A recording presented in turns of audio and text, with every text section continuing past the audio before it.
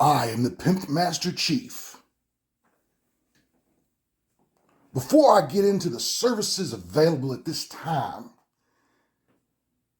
before we get into the business, I want to tell a story that makes sense to me in the moment. I searched for the word cartoon, and what I found was this black and white fish. And that made me think back to a number of times when I have eyeballed a woman that I want to interact with, or I may want to interact with.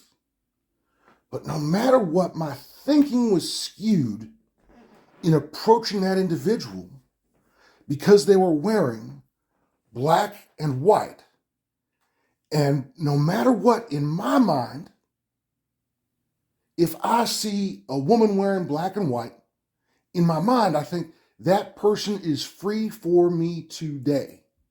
And that's pimping. Like somehow I've been pimped into believing that statement. I'm not saying it's true. I'm not saying it's false. But I've been pimped into having that mental mindset. Somebody implanted that in me somehow, and that's pimping.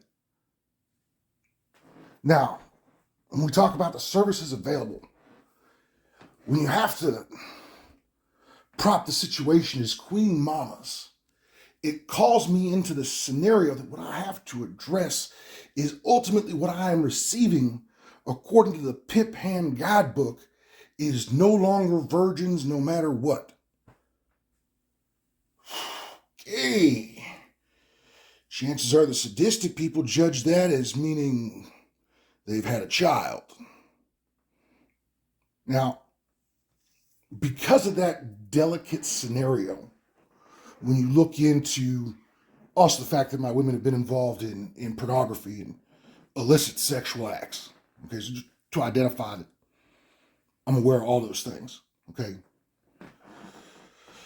you get into a situation where we have to really protect the pussy. Like it's become a fragile situation,